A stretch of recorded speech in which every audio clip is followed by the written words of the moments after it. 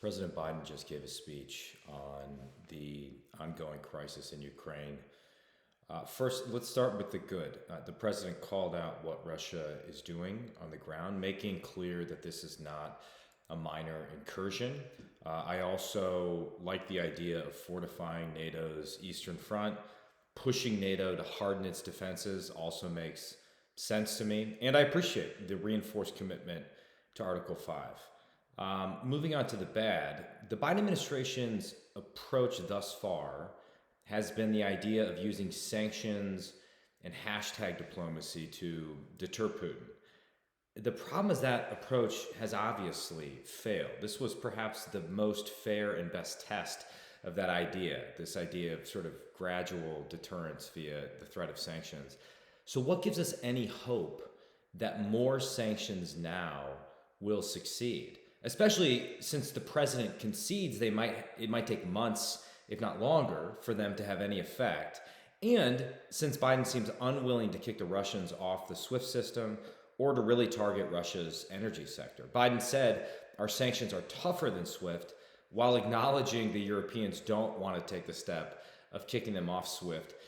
That really doesn't add up. It doesn't make sense. And so respectfully, either the president is misinformed or he's not telling the truth. And how will these modestly tougher sanctions help Ukrainians on the ground who right now are fighting for their lives? And that really leads me to the ugly part of this whole thing.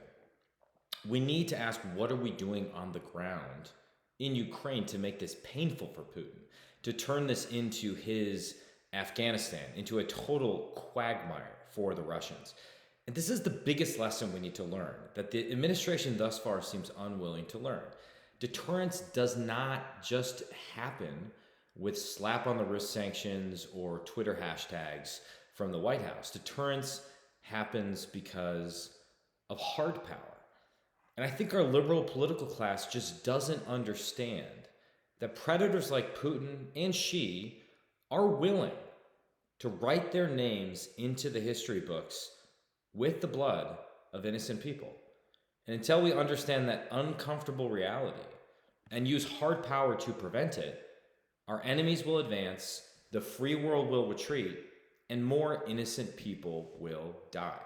You know, one part of the speech that struck me on that point is that Biden said he promised that Putin will be a pariah on the international stage.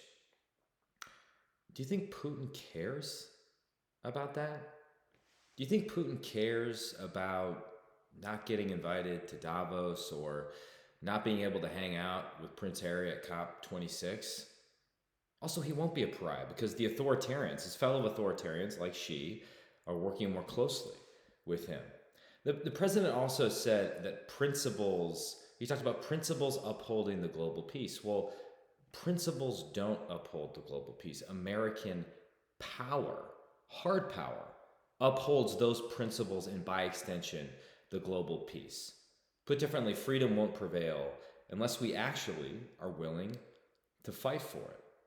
And thus far, we have not shown that we are willing to fight for it. So what I would propose the president do is to call for an emergency session of Congress, call us into session this weekend. I mean, he has a State of the Union on Tuesday. Why not bring us into town early? And put the ball in our court to pass legislation to expedite arms to the Ukrainians, javelins, stingers, mines, since they're invading from the north in Belarus, to really turn this into a quagmire for Putin.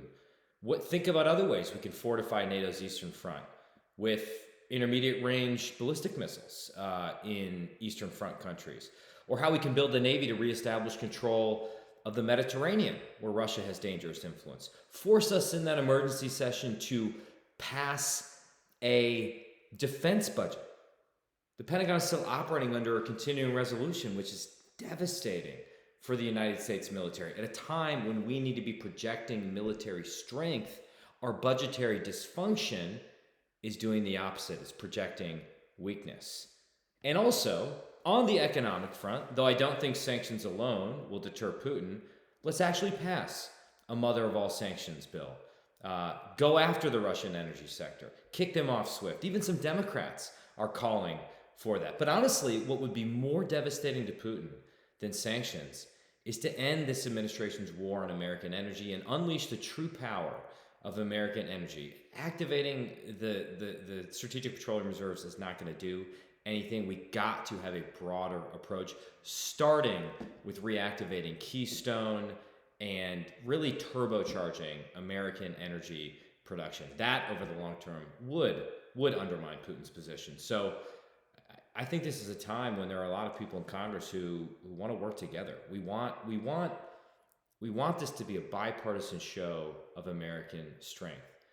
But these half measures, doubling down on a failed approach that hasn't worked thus far, causes a lot of doubt. And again, I think projects further weakness at a time when we need to learn the right lessons from our failure so that we are not doomed to repeat it.